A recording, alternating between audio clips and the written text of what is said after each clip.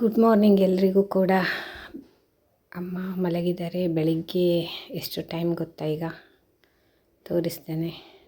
ತಿಂಡಿ ಮಾಡಬೇಕು. ಬೆಳಗ್ಗೆ ಮಗಳಿಗೆಲ್ಲ ಎಲ್ಲರಿಗೆಲ್ಲ ಮಾಡಿ ಆಯಿತು ತಿಂಡಿ, ನನಗೂ ಆಯಿತು. ಈಗ ಅಡುಗೆ ಕೂಡ ಮಾಡಿಕೊಟ್ಟಿದ್ದೇನೆ. ಪುಲಾವ್ ಅವಳಿಗೆ. ಹೆಚ್ಚಿನ ದಿನ ಪುಲಾವೇ ತೊಗೊಂಡೋಗೋದು ಅವಳು. ರೈಸನ್ನು ಬೇರೆ ಬೇರೆ ರೀತಿಯಲ್ಲಿ ಪುಲಾವ್ ಮಾಡಿ ಕೊಡೋದು. ಒಂದಿನ ಕ್ಯಾಪ್ಸಿಕಮು, ಒಂದಿನ ಇದು ಅದು ಅಂತ 10 ಕಾಲ ಅಮ್ಮ ಇನ್ನೂ ಕೂಡ ಮಲಗೆ ಇದ್ದಾರೆ. ಇದೆಲ್ಲ ಕೂಡ ಅಮ್ಮ ಹುಷಾರು ತಪ್ಪಿದಾಗಿನ ವೀಡಿಯೋಸು. ಆಗ ಮಾಡಿದ್ದನ್ನು ಯಾಕೆ ಡಿಲೀಟ್ ಮಾಡಬೇಕು? ಅಷ್ಟು ಕಷ್ಟಪಟ್ಟು ವೀಡಿಯೋ ಮಾಡಿ ಎಲ್ಲ ಮಾಡಿರ್ತೇವಲ್ವ, ಹಾಗೆ ಅದನ್ನೇ ಇನ್ನೂ ತೋರಿಸ್ತಾ ಇದ್ದಾಳೆ ಅಂದ್ಕೋಬೇಡಿ. ಆದರೆ ಈ ವ್ಲಾಗಿಂಗಲ್ಲಿ ವಿಷಯಗಳಿರುತ್ತೆ ಏನಾದರೂ ಕೂಡ. ಆ ವಿಷಯಗಳನ್ನು ಬಿಟ್ಟು ನಾವೀಗ ಅದನ್ನೆಲ್ಲ ಡಿಲೀಟ್ ಮಾಡಿ ಯಾಕೆ ಸುಮ್ಮನೆ ವೇಸ್ಟ್ ಮಾಡಬೇಕು? ವಿಷಯ ಹೇಗೂ ಹೇಳೋಕ್ಕಿರುತ್ತೆ ನಿಮಗೆ ಅಲ್ವ. ಹಾಗಾಗಿ ಆ ವಿಡಿಯೋಗಳನ್ನು ಇನ್ನು ಮುಂದುವರಿಸ್ತಾ ಇದ್ದೇನೆ. ಮಧ್ಯೆ ನಾನು ಹುಷಾರು ತಪ್ಪದಿದ್ದರೆ ಇವೆಲ್ಲ ವೀಡಿಯೋಸ್ ಆಗಲೇ ಬಂದು ನಿಮಗೆಲ್ಲ ತಲುಪಿರೋದು, ಅಂದರೆ ಅಪ್ಲೋಡ್ ಮಾಡಿ ಎಲ್ಲ ಆಗಿರೋದು. ಆದರೆ ನಾನು ಮಿಡ್ಲಲ್ಲಿ ಒಂದಿಷ್ಟು ದಿನ ಹುಷಾರು ತಪ್ಪಿದ ಕಾರಣ ಇದೆಲ್ಲ ಹಾಗೆ ಬಾಕಿ ಆಯಿತು. ಅದರಲ್ಲಿ ವಿಷಯ ಇದೆ ಅಲ್ವಾ, ನೋಡ್ಕೋತಾ ಹೋಗಿ. ಹಾಗಾಗಿ ಈ ಪೇಪರ್ ಅವಲಕ್ಕಿ ತೋರಿಸಿದೆ ಅಲ್ವಾ, ಸಂಜೆ ಟೀ ಟೈಮಿಗೋಸ್ಕರ ಬೆಸ್ಟ್ ಸ್ನ್ಯಾಕ್ಸ್ ರೆಡಿ ಮಾಡೋದನ್ನು ಹೇಳಿಕೊಡ್ತೇನೆ. ನಾನು ತೆಂಗಿನೆಣ್ಣೆ ಯೂಸ್ ಮಾಡೋದು. ನೀವು ಯಾವ್ದು ಬೇಕಾದರೂ ಸಹ ಯೂಸ್ ಮಾಡ್ಬೋದು. ಹಾಗೆ ತೆಂಗಿನೆಣ್ಣೆ ಕಾದ ಕೂಡಲೇ ಉದ್ದಿನಬೇಳೆ, ಸಾಸಿವೆ ಕಾಳು, ಒಣಮೆಣಸು, ಶೇಂಗಾ, ಮೇಯ್ನಾಗಿ ಶೇಂಗಾ ಸ್ವಲ್ಪ ಜಾಸ್ತಿ ಬೇಕು. ಹಾಗೆ ಶೇಂಗಾ ಮತ್ತು ಪುಟಾಣಿ, ಎಳ್ಳು ಅಂದರೆ ಬಿಳಿ ಎಳ್ಳು ಯಾವುದು ಕೂಡ ಹಾಕ್ಬೋದು. ಬಿಳಿ ಎಳ್ಳು ಆಪ್ಷನಲ್ಲು. ಈ ಕಡೆ ಸೌತ್ ಕೆನಡಾದಲ್ಲಿ ಅಷ್ಟು ಯೂಸ್ ಮಾಡಲ್ಲ, ಬೇಕಾದರೆ ಹಾಕಿಲ್ಲ ಇದ್ರಿಲ್ಲ. ಕಪ್ಪೆಳ್ಳು ಹಾಕಲ್ಲ. ಹಾಗೆ ಪುಟಾಣಿ ಹಾಕಲೇಬೇಕು, ಇಲ್ಲದಿದ್ದರೂ ನಡೆಯುತ್ತೆ. ಶೇಂಗಾ ಅಂತೂ ಬೇಕೇ ಬೇಕು, ಅದು ಮಾತ್ರ ಬೇಕೇ ಬೇಕು. ಹಾಗಾಗಿ ಹಸಿಮೆಣಸು ಹಾಕಬೇಡಿ, ಇದನ್ನು ಇಡುವಂಥ ಒಂದು ಸ್ನ್ಯಾಕ್ಸ್ ಅಲ್ವ. ಹಾಗಾಗಿ ಒಣಮೆಣಸೇ ಒಳ್ಳೇದಂತ ಅನಿಸುತ್ತೆ. ಇಲ್ಲದ್ರೆ ಒಣಮೆಣಸಿನ ಪೌಡರ್ ಹಾಕ್ಬೋದು. ಕರಿಬೇವು ಅಥವಾ ಒಗ್ಗರಣೆ ಬೇವಿದ್ರಂತೂ ಸಖತ್ ಟೇಸ್ಟ್ ಆಗುತ್ತೆ, ಪರಿಮಳ ಆಗುತ್ತೆ. ಹಾಗೆ ಇದನ್ನೆಲ್ಲ ಚೆನ್ನಾಗಿ ಹುರ್ಕೊಬಿಡಬೇಕು. ಫ್ಲೇಮನ್ನು ಲೋದಲ್ಲೇ ಇಟ್ಕೊಂಡಿರಿ. ಇದು ಬಿಗಿನರ್ಸಿಗೆ ಹೇಳೋದು, ಬೇರೆಯವ್ರಿಗೆ ಗೊತ್ತಿರುತ್ತೆ. ಹಾಗೆ ಚೆನ್ನಾಗಿ ಹುರ್ಕೊಂಡು ಚಟಪಟ ಅಂತ ಸಿಡಿಯುವಾಗ ಇಂಗು ಕೂಡ ಹಾಕ್ಕೋಬೇಕಾಯ್ತಾ. ಪುಡಿ ಹಿಂಗಾದರೂ ಆಗ್ಬೋದು, ಗಟ್ಟಿ ಆದರೂ ಆಗ್ಬೋದು, ಅದು ಕೂಡ ಒಳ್ಳೆಯದೇ. ಸಾಧಾರಣವಾಗಿ ಅಡುಗೆಯಲ್ಲಿ ಇಂಗು ಬಳಸಿದರೆ ಒಳ್ಳೆಯದು. ಹಾಗೆ ಸ್ವಲ್ಪ ಅರಿಶಿಣ ಅಂತೂ ಹಾಕಲೇಬೇಕು. ಕೆಲವೊಂದು ಹಾಕಲೇಬೇಕಾದ ಒಂದು ಇಂಗ್ರೀಡಿಯೆಂಟ್ಸ್ ಅಂದರೆ ಅದೇ ಉದ್ದಿನಬೇಳೆ, ಸಾಸಿವೆ ಕಾಳು, ಮೆಣಸು, ಶೇಂಗಾ, ಅರಿಶಿಣ, ಇದೆಲ್ಲ ಬೇಕೇ ಬೇಕು. ಇನ್ನು ಎಳ್ಳೆಲ್ಲ ಆಪ್ಷನಲ್ಲು. ಪುಟಾಣಿ ಎಳ್ಳೆಲ್ಲ ಹಾಕ್ಬೋದು, ಬಿಡ್ಬೋದು. ಹಾಕಿದರೆ ಜಾಸ್ತಿ ಇಂಗ್ರೀಡಿಯೆಂಟ್ಸ್ ಆದರೆ ಇನ್ನು ಖುಷಿನೇ ಅಲ್ವಾ. ಹಾಗೆ ಒಣಮೆಣಸಿನ ಪೌಡರನ್ನು ಕೂಡ ಹಾಕ್ತಾಯಿದ್ದೇನೆ. ಲಾಸ್ಟಿಗೆ ಹಾಕಿ ಆಯಿತಾ, ಮೊದಲೇ ಹಾಕಬೇಡಿ. ಯಾಕಂದರೆ ಬೇಗ ಕರಟಿ ಹೋಗುತ್ತೆ ಅರಿಶಿನ, ಒಣಮೆಣಸಿನ ಪೌಡರು, ಅಂದರೆ ರೆಡ್ ಚಿಲ್ಲಿ ಪೌಡರ್ ಎಲ್ಲ ಕೂಡ. ಪೌಡರ್ಗಳೇನಿದೆ ಅದೆಲ್ಲ ಲಾಸ್ಟ್ ಹಾಕಬೇಕು. ಇನ್ನೇನು ಒಗ್ಗರಣೆ ಚಟಪಟ ಅಂತಿದೆ ಆಗ. ಹಾಗೆ ಸ್ವಲ್ಪ ಉಪ್ಪು ಹಾಕಿಬಿಟ್ಟೆ. ಈಗಲೇ ಹಾಕಿದರೆ ಅದೆಲ್ಲ ಮಿಕ್ಸಪ್ ಆಗಿ ಅವಲಕ್ಕಿ ಜೊತೆ ಚೆನ್ನಾಗಿ ಹೊಂದ್ಕೊಬಿಡುತ್ತೆ. ಇಲ್ಲದಿದ್ದರೆ ಅದು ಕಲ್ಲುಪ್ಪೆಲ್ಲ ಆದರೆ ಬೇಗ ಹೊಂದ್ಕೊಳ್ಳಲ್ಲ. ಅದಕ್ಕೋಸ್ಕರ ಪುಡಿ ಉಪ್ಪಾದರೆ ಮತ್ತೆ ಕೂಡ ಹಾಕ್ಬೋದು, ಅದು ಹೇಗೂ ಮಿಕ್ಸಪ್ ಆಗುತ್ತೆ. ನಾವು ಕಲ್ಲುಪ್ಪೆ ಉಪಯೋಗಿಸೋದಲ್ವ, ಹಾಗಾಗಿ ಹಾಗೆ. ಮತ್ತು ಈಗ ಪೇಪರ್ ಅವಲಕ್ಕಿ ಏನಿದೆ ಅದನ್ನು ಹಾಕಿ ಬಿಡಬೇಕು. ಮಸಾಲೆ ಹುರ್ಕೊಂಡಾದಮೇಲೆ ಅದನ್ನು ಒದ್ದೆ ಮಾಡೋಕ್ಕೆ ಹೋಗಬೇಡಿ. ಇದು ಇಡುವಂಥ ಒಂದು ಸ್ನ್ಯಾಕ್ಸ್ ಅಲ್ವ, ತಿಂಡಿ ಅಲ್ವ. ಹಾಗಾಗಿ ನೀರು ತಾಗ್ಸೋಕ್ಕೆ ಹೋಗಬೇಡಿ. ಹೀಗೆ ಚೆನ್ನಾಗಿದೆಲ್ಲನೂ ಕೂಡ ಮಿಕ್ಸಪ್ ಮಾಡಿಬಿಡಿ.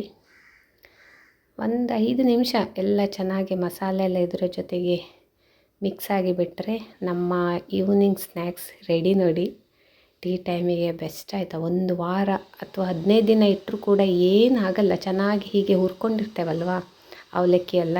ಪೇಪರ್ ಅವಲಕ್ಕಿ ಆದರೆ ಚೆನ್ನಾಗಿ, ಗಟ್ಟಿ ಅವಲಕ್ಕಿ ಸರಿ ಬರಲ್ಲ, ಮೀಡಿಯಮ್ಮು ಸರಿ ಬರಲ್ಲ. ಸ್ವಲ್ಪ ಮೀಡಿಯಮ್ಗಿಂತ ಇನ್ನೂ ತಿಳು ಇರುತ್ತಲ್ಲ ಪೇಪರ್ ಅವಲಕ್ಕಿ ಥರ, ಅದು ಚೆನ್ನಾಗಿ ಕರಮ್ ಕುರುಮ್ ಅಂತ ಕ್ರಿಸ್ಪಿಯಾಗಿ ಸಖತ್ತಾಗತ್ತೆ.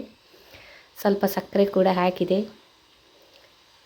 ಅಂದರೆ ಸ್ವಲ್ಪ ಸಕ್ಕರೆ ಪೌಡರ್ ಹಾಕಿ, ಸಕ್ಕರೆನೇ ಆದರೆ ಅದು ಮಿಕ್ಸಪ್ ಆಗಲ್ಲ. ಸಕ್ಕರೆ ಪೌಡರ್ ಮಾಡ್ಕೊಂಡು ಹಾಕಿದರೆ ಚೆನ್ನಾಗಿ ಮಿಕ್ಸ್ ಆಗಿ ಖಾರ ಮತ್ತು ಸಕ್ಕರೆ ಎಲ್ಲ ಸೇರಿ ಚೆನ್ನಾಗಾಗತ್ತೆ. ಇನ್ನು ನಿಮಗೆ ಸಿಹಿ ಬೇಡವೇ ಬೇಡ ಅಂದರೆ ಇದು ಆ್ಯಕ್ಚುಲಿ ಸ್ವೀಟ್ ಅಲ್ಲ, ಸ್ವಲ್ಪ ರುಚಿಗೆ ತಕ್ಕಷ್ಟು ಅಂದರೆ ಸಕ್ಕರೆ ಹಾಕಬೇಕು, ಚೆನ್ನಾಗಿರುತ್ತೆ ಅಂತ. ಖಾರ ಸಿಹಿ ಎಲ್ಲ ಸೇರಿ ಹಾಗೆ ನಾನು ಹೇಳಿದ್ದು. ಮಕ್ಕಳಿಗೆಲ್ಲ ಖುಷಿಯಾಗುತ್ತೆ. ಹೆಚ್ಚಾಗಿ ಸ್ನ್ಯಾಕ್ಸ್ ಎಲ್ಲ ಇಷ್ಟಪಡೋದು ಮಕ್ಕಳಲ್ವ, ಹಾಗಾಗಿ ಹಾಕದಿದ್ದರೂ ನಡೆಯುತ್ತೆ ಬಿಡಿ. ಈಗ ಎಲ್ಲ ಮಿಕ್ಸ್ ಆಯ್ತು ನೋಡಿ. ಒಂದು 5 ನಿಮಿಷ ಅಷ್ಟೇ. ಫ್ಲೇಮನ್ನು ಈಗಲೂ ಕೂಡ ಲೋದಲ್ಲೇ ಇಟ್ಕೋಬೇಕು. ಹಾಗೆ ಇದನ್ನೊಂದು 8-10 ದಿನ ಅಂತೂ ಡಬ್ಬದಲ್ಲಿ ಸ್ಟೋರ್ ಮಾಡಿ ಇಟ್ಕೋಬೋದು. ಏನು ಫ್ರಿಜ್ಜಲ್ಲೇ ಇಡಬೇಕಂತೇನಿಲ್ಲ, ಹಾಗೆ ಹೊರಗೆ ಕೂಡ ಇಟ್ಕೋಬೋದು. ನಿಮಗೆ ಡೈಲಿ ಒಂದು ತಿಂಡಿ ಮಾಡೋಕ್ಕಾಗದೇ ಇದ್ದರೆ, ಮಕ್ಕಳು ಸ್ಕೂಲಿಂದ ಬರುವಾಗ ಅಥವಾ ನಿಮ್ಮ ಮನೆಯವರು ಆಫೀಸಿಂದ ಕೆಲಸದಿಂದ ಬರುವಾಗ ಅಥವಾ ನೀವೇ ಕೆಲಸದಿಂದ ಬರುವಾಗ ಸುಸ್ತಾಗಿದ್ದರೆ, ಜಾಬಿಗೆ ಹೋಗೋರಿದ್ದರೆ ಹೀಗೆ ಮಾಡಿಟ್ಕೊಂಡ್ರೆ ಉಂಟಲ್ಲ, ನಿಮಗೆ ಬಿಸಿ ಬಿಸಿ ಟೀ ಜೊತೆಗೆ ಸ್ವಲ್ಪ ಸ್ನ್ಯಾಕ್ಸ್ ಇದನ್ನು ತಿಂದ್ಬಿಟ್ರೆ, ಚುಡುವ ಅಂತ ಹೇಳ್ತೇವೆ ಅಥವಾ ಚೂಡ ಹೇಳ್ತಾರೆ ಕೆಲವರು, ಅವಲಕ್ಕಿ ಚುಡುವ, ಅದು ಸ್ವಲ್ಪ ಮಟ್ಟಿಗೆ ಹೊಟ್ಟೆ ತುಂಬಿಸೋಕ್ಕಾಗತ್ತಲ್ವ. ಹಾಗೆ ತುಂಬ ಹಸಿವಾಗಿರುವಾಗ ಬೇರೆ ಏನೇನೋ ತಿನ್ನೋದಕ್ಕಿಂತ ಇದು ಚೆನ್ನಾಗಿ ಹೆಲ್ದಿ ಆ್ಯಕ್ಚುಲಿ. ಯಾಕಂದರೆ ಇದರಲ್ಲಿ ಏನೋ ಅಷ್ಟು ಆಯಿಲಿ ಇಲ್ಲ. ಈಗ ಆಯಿಲಿ ಐಟಮ್ಸ್ ಎಲ್ಲ ತಿಂದ್ಬಿಡ್ತಾರೆ, ಮಿಕ್ಸರು ಅದು ಇದು ತಂದಿಟ್ಕೋತಾರೆ ಮನೆಯಲ್ಲಿ. ಅದೆಲ್ಲ 1-2 ದಿನ ಓಕೆ, 3ನೇ ದಿನ ಗಂಟಲು ಅದು ಇದು ಸ್ಟಾರ್ಟ್ ಆಗುತ್ತೆ, ಕೆಮ್ಮು. ಅದಕ್ಕಿಂತ ಈ ಹೆಲ್ದಿ ಸ್ನ್ಯಾಕ್ಸ್ ಮನೆಯಲ್ಲೇ ಮಾಡಿಕೊಂಡ್ರೆ ನಿಮಗೆ ಒಂದು ವಾರದವರೆಗೆ ಒಂದು ಸ್ವಲ್ಪ ಟೀ ಜೊತೆ ತಿಂದ ಕೂತ ಅಲ್ವಾ, ಅದೇನು ಕಷ್ಟ ಇಲ್ಲ. ಹಾಗೆ ನಾವು ಏನು ಫ್ರೈಡ್ ಐಟಮ್ಸ್ ಅಲ್ಲ ಇದು, ಆ್ಯಕ್ಚುಲಿ ಒಗ್ಗರಣೆಗೆ ಎಷ್ಟು ಎಣ್ಣೆ ಬಳಸ್ತೇವೋ ಅಷ್ಟೇ. ಹೀಗೆ ಹೆಲ್ದಿ ಸ್ನ್ಯಾಕ್ಸ್ ಏನಾದ್ರು ಇದ್ದರೆ ನಾನು ನಿಮಗೆ ಹೇಳ್ಕೊಡ್ತಾ ಇರ್ತೇನೆ. ಇದೇ ರೀತಿ ಮಂಡಕ್ಕಿಯಲ್ಲೂ ಕೂಡ ಮಾಡಿಡ್ತೇವೆ ನಾವು, ಅದು ಕೂಡ ಇನ್ನೊಮ್ಮೆ ತೋರಿಸ್ತೇನೆ ಬೇಕಾದರೆ ಹೇಗೆ ಮಾಡೋದಂತ. ಯಾಕಂದರೆ ಬಿಗಿನರ್ಸಿಗೆ ಒಮ್ಮೆಲೆ ಹೇಳಿದರೆ, ಬಾಯಲ್ಲಿ ಹೇಳಿದರೆ ಅರ್ಥ ಆಗಲ್ಲ. ಹಾಗಾಗಿ ಏನೆಲ್ಲ ಇಂಗ್ರೀಡಿಯೆಂಟ್ಸ್ ಹಾಕ್ತೇವೆ ಅಂತ ಕರೆಕ್ಟಾಗಿ ಕ್ಲೀನಾಗಿ ತೋರಿಸಿಬಿಟ್ರೆ ಪಾಪ ಅವರಿಗೂ ಕೂಡ ಕಷ್ಟ ಆಗಲ್ಲ, ನೋಡಿಕೊಂಡು ಆಮೇಲೆ ಸ್ನ್ಯಾಕ್ಸ್ ಎಲ್ಲ ರೆಡಿ ಮಾಡ್ಕೋಬೋದು.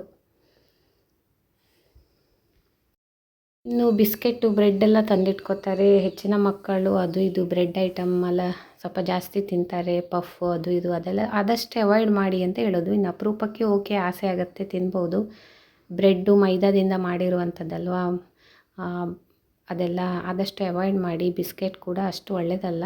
ಹಾಗಾಗಿ ಮನೆಯಲ್ಲಿ ಸಿಗುವ ಇಂಥ ಇಂಗ್ರೀಡಿಯೆಂಟ್ಸಿಂದ ಬೇರೆ ಬೇರೆ ರೀತಿಯಲ್ಲಿ ನಾವು ಐಟಮ್ಸ್ ರೆಡಿ ಮಾಡಿಕೊಂಡ್ರೆ ಸ್ನ್ಯಾಕ್ಸಿಗೆ ಹೆಲ್ದಿ ಕೂಡ ಆಗುತ್ತೆ, ಹಾಗೆ ತಿನ್ನೋದಕ್ಕೂ ಟೇಸ್ಟಿ ಆಗುತ್ತೆ ಅಂತ.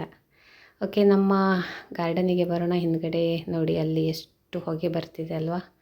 ಇದು ಹಿಂದ್ಗಡೆ ಲೇಔಟಲ್ಲಿ ತುಂಬ ಬಲ್ಲೆ ಇತ್ತು. ಹಾಗೆ ರಾತ್ರಿ ಚಿರತೆ ಏನೋ ಅಡ್ಡಾಡ್ತಿದೆ ಅಂತ ಕಂಡವರು ಹೇಳಿದ್ರಲ್ಲಿ, ಅದನ್ನು ಕಾಯಲಿಕ್ಕೆ ಜನ ಇರ್ತಾರಲ್ಲ ಲೇಔಟ್, ಅವರು ನೋಡಿದ್ರಂತೆ. ಹಾಗಾಗಿ ಎಲ್ಲ ಬಲ್ಲೆ ಎಲ್ಲ ಬೆಂಕಿ ಹಾಕಿ ಎಲ್ಲ ಕ್ಲೀನ್ ಮಾಡಿಟ್ಟಿದ್ದಾರೆ. ಡೇಂಜರ್ ಅಲ್ವಾ, ಮಕ್ಕಳು ಎಲ್ಲ ಓಡಾಡ್ತಿರ್ತಾರೆ ಮತ್ತು ಆಟ ಆಡ್ತಿರ್ತಾರೆ ನೋಡಿ. ಹೀಗೆ ಬಲ್ಲೆ ಎಲ್ಲ ಕ್ಲೀನ್ ಆಯಿತು. ಮಕ್ಕಳು ಆಡಲಿಕ್ಕೆ ಬರಲಿಕ್ಕೆ ಶುರು ಆಯಿತು. ಸಂಜೆ ಟೈಮ್ 5-5:30 ಹೊತ್ತಿಗೆ ಮಕ್ಕಳೆಲ್ಲ ಆಟ ಆಡ್ತಾರೆ, ಮತ್ತು ದೊಡ್ಡವರೆಲ್ಲ ವಾಕಿಂಗ್ ಬರ್ತಾರೆ. ಲೇಔಟ್ ಅಂದಮೇಲೆ ಚೆನ್ನಾಗಾಗುತ್ತಲ್ಲ, ರೋಡೆಲ್ಲ ಚೆನ್ನಾಗಿರುತ್ತೆ, ಓಡಾಡ್ಕೊಂಡು ಹೋಗ್ತಾರೆ ಎಲ್ಲರೂ ಕೂಡ. ಹಾಗೆ ಹೊಗೆ ಒಂದಷ್ಟು ಹೊತ್ತು ನಮಗೆಲ್ಲ ಹೊಗೆ ತಿಂದದ್ದಾಯಿತು. ಅದಷ್ಟು ಕ್ಲೀನ್ ಆಗುವಾಗ ತುಂಬ ಟೈಮ್ ಹಿಡಿತು. ಆ ಎಲ್ಲ ಹೊಗೆ ನಮ್ಮ ಮನೆಗೆಲ್ಲ ಬರುತ್ತೆ. ಮೊದಲೇ ನಮಗೆ ಕಷ್ಟ, ವೀಸಿಂಗು, ಅಮ್ಮನಿಗೆಲ್ಲ ಕಷ್ಟ ಆಗುತ್ತೆ ಅಂತ ಟೈಮಲ್ಲಿ. ಕೆಲವೊಂದು ವಿಷಯಕ್ಕೆ ನಾವೇನೂ ಮಾತಾಡೋಕ್ಕಾಗಲ್ಲ, ಬಿಯಾಂಡ್ ಅವರ್ ಕಂಟ್ರೋಲ್ ಅಲ್ವಾ. ಹಾಗೆ ಇಲ್ಲಿ ನೋಡಿ, ಮನೆ ಹಿಂದ್ಗಡೆ ರಾತ್ರಿಗೆಟ್ಟು 9 ಗಂಟೆ ಮೇಲೆ ಈ ಥರ ಬೆಂಕಿ ಹಾಕ್ತಾ ಇದ್ದಾರೆ. ಏನಕ್ಕೆ ಅಂದರೆ ಎಲ್ಲ ಕಸಗಳನ್ನು ಒಟ್ಟು ಮಾಡಿ, ಒಣ ಎಲೆಗಳು, ಹಸಿ ಎಲೆಗಳು ಎಲ್ಲನೂ ಸೇರಿಸಿ ಅವರ ಮನೆ ಮುಂದೆ ಕ್ಲೀನ್ ಮಾಡಿ ಹೀಗೆ ಬೆಂಕಿ ಹಾಕ್ಬಿಡ್ತಾರೆ ನೋಡಿ.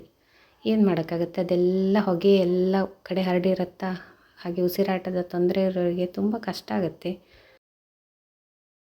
ಅದೆಲ್ಲ ಒಣಗಿದ ಹುಲ್ಲು, ಹಸಿ ಹುಲ್ಲೆಲ್ಲ ತೆಗೆದಿದ್ದನ್ನು ತೆಗೆದು ಯಾವ್ದಾದ್ರು ಮರದ ಬುಡಕ್ಕೆ ಆದರೆ ಗೊಬ್ಬರ ಆಗುತ್ತೆ. ಆದರೆ ಅವರು ಅದನ್ನು ಮಾಡಲ್ಲ, ನಾವು ಹಾಗೇ ಮಾಡ್ತೇವೆ. ನಮ್ಮ ಅಂಗಳದಲ್ಲಿ ಹುಲ್ಲೆಲ್ಲ ತೆಗೆದು ಆ ತೆಂಗಿನ ಬುಡಕ್ಕೆ, ತೆಂಗಿನ ಮರದ, ಬಾಳೆ ಮರದ ಬುಡಕ್ಕೆ ಹಾಕ್ತೇವೆ. ಇವರೆಲ್ಲ ಹೀಗೆ ಬೆಂಕಿ ಹಾಕಿ ಕ್ಲೀನ್ ಮಾಡ್ತಾರೆ, ಅವರಿಗೆ ಅದೇ ಇಷ್ಟ.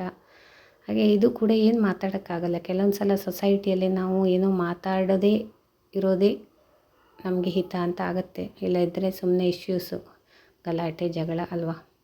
ನಮ್ಮ ಮನೆ ಹಿಂದ್ಗಡೆ ಯಾವಾಗಲೂ ಹಾಗೇ, ಇಡೀ ಲೇಔಟಲ್ಲಿ ಎಷ್ಟು ಸಲ ಹೇಳಿದರೂ ಕೂಡ ಅವಾಗೆಲ್ಲ ಹುಲ್ಲೆಲ್ಲ ತೆಗೆದು ರೋಡೆಲ್ಲ ಗುಡಿಸಿ ಎಲೆಗಳನ್ನೆಲ್ಲ ಒಟ್ಟು ಮಾಡಿ ಬೆಂಕಿಯೇ ಹಾಕೋದವರು. ಹಾಗೆ ಇಡೀ ಏರಿಯಾ ಈ ಥರ ಹೊಗೆಯಲ್ಲಿ ತುಂಬಿದರೆ ಎಷ್ಟು ಪೊಲ್ಯೂಷನ್ ಅಲ್ವಾ ನಿಜವಾಗಿ. ಯಾರ ಹತ್ರ ಎಷ್ಟು ಹೇಳೋದಲ್ವ. ಹಾಗೆ ಅವರವರು ಅರ್ಥ ಮಾಡ್ಕೋಬೇಕು. ಆರೋಗ್ಯ ಸರಿ ಇರೋರಿಗೆ ಇದೆಲ್ಲ ಯಾವ ಕಷ್ಟ ಕೂಡ ಅರ್ಥ ಆಗಲ್ಲ, ಏನು ಮಾಡೋಕ್ಕಾಗಲ್ಲ. ಹಾಗಾಗಿ ನಾವು ಹೇಳುವಷ್ಟು ಹೇಳಿ ಮತ್ತೆ ಸುಮ್ಮನೆ ಇರ್ತೇವೆ, ಏನು ಮಾಡೋದು. ಗಲಾಟೆ ಮಾಡುವ ಒಂದು ಶಕ್ತಿ ಇರೋದು ಆರೋಗ್ಯ ಸರಿ ಇದ್ದವರಿಗೆ, ನಮ್ಮಂಥವರಿಗೆ ಅದು ಬೇಡ ಆಗುತ್ತೆ.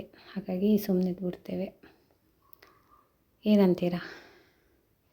ಹಾಗೆ ನೋಡಿ, ಇಲ್ಲಿ ಬೆಕ್ಕು ನೋಡಿ ಹೇಗೆ ಅವಿತು ಕೂತ್ಕೊಬಿಟ್ಟಿದೆ. ಇದು ನೆಕ್ಸ್ಟ್ ನಮ್ಮ ಅಂಗಳದಲ್ಲಿ ಓಡಾಡಿ ಲಾಸ್ಟ್ ಟೈಮ್ ವಿಡಿಯೋ ಹಾಕಿದ್ದೇನಲ್ಲ, ನಂಬರ್ 2 ಮಾಡಿ ಹೋಗ್ಬಿಡತ್ತೆ, ಕಕ್ಕ ಮಾಡಿ ಹೋಗುತ್ತೆ ಅದು. ಏನು ಮಾಡೋದು, ಎಷ್ಟು ಓಡಿಸಿದ್ರು ಅಷ್ಟೇ.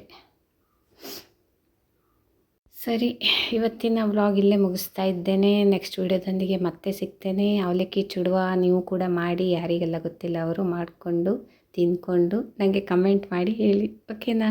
ಟೇಕ್ ಕೇರ್, ಬಾಯ್.